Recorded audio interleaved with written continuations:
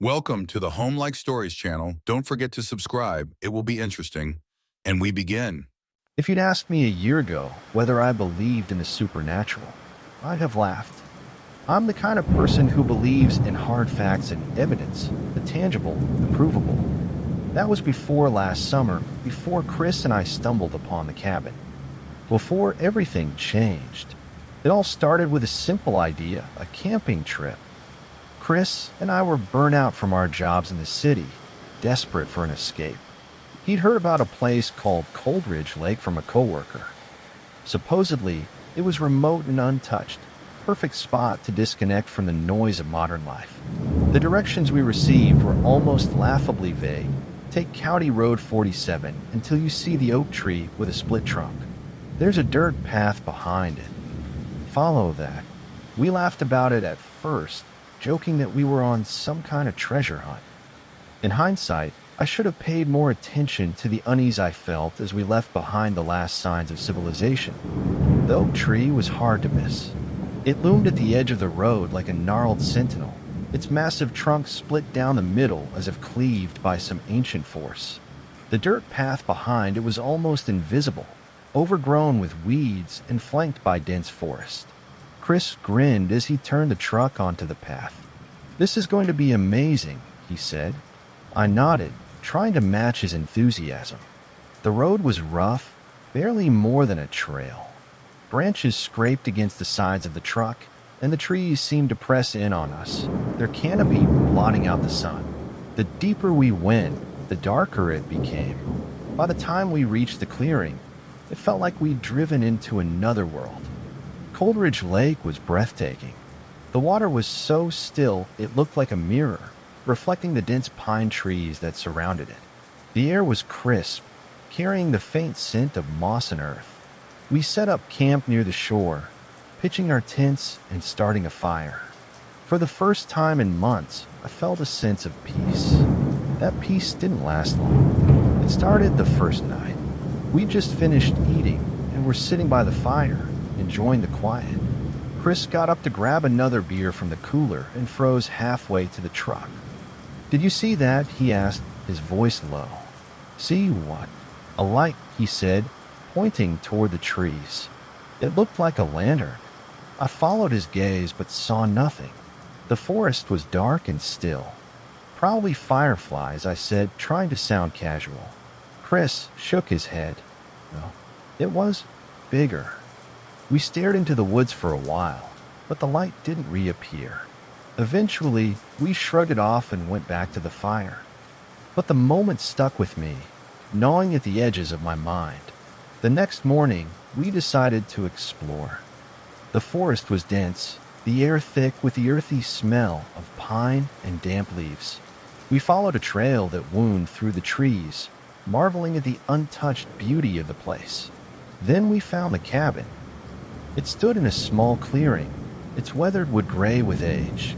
The windows were grimy, the roof sagging under the weight of moss and time. But what struck me most was the feeling it gave me. It wasn't just out of place, felt wrong. Chris, ever the adventurer, was thrilled. "This is amazing," he said, pulling out his phone to take pictures. "We should leave," I said. I couldn't explain why, but every instinct I had was screaming at me to go. "Come on," Chris said. "It's just an old cabin. Let's check it out."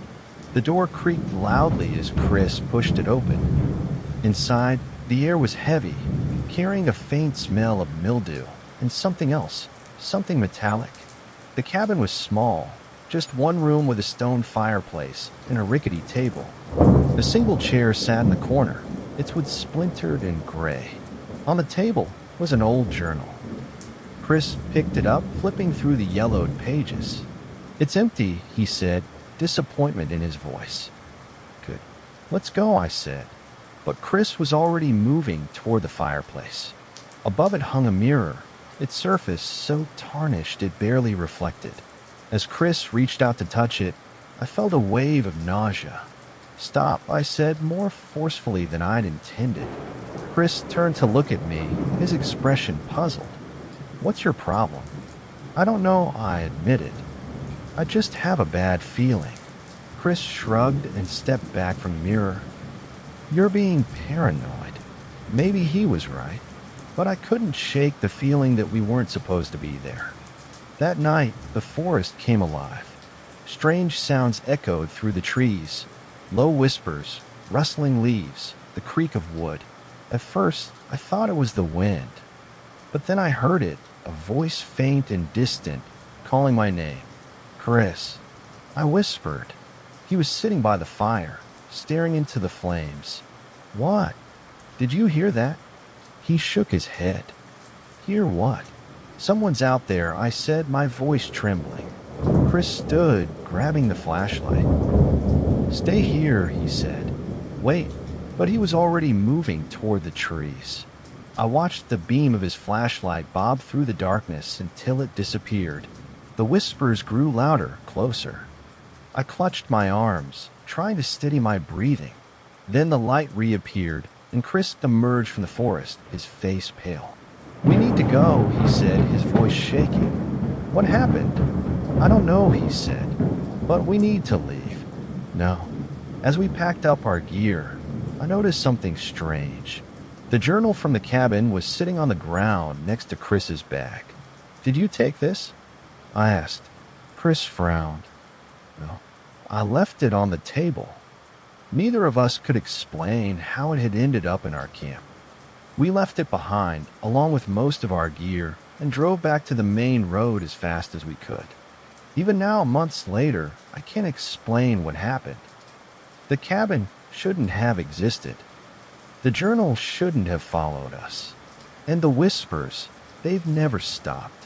Sometimes, late at night, I hear them again, faint and distant, calling my name. Thanks for watching and listening.